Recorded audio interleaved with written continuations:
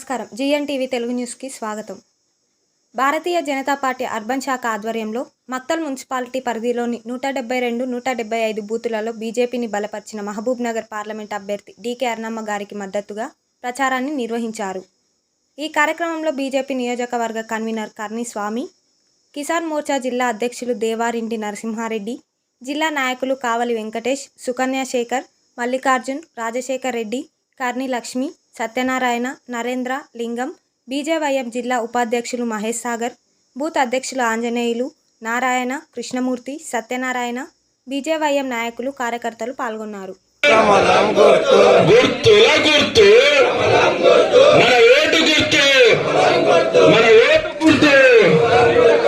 ఈరోజు నరేంద్ర మోదీ గారు ఏదైతే భారతదేశంలో చేస్తున్నటువంటి అభివృద్ధి కార్యక్రమాలు అయితేనేమి, మరి నరేంద్ర మోడీ గారి ఆధ్వర్యంలో భారతీయ జనతా పార్టీ బలపరిచినటువంటి అభ్యర్థి డీకే అరుణమ్మ గారి గుర్తు కమలం గుర్తు.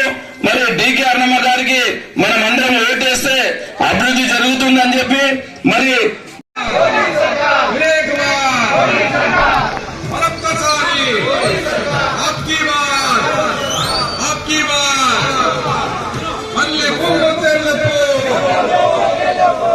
అందరు పైకి చూడండి.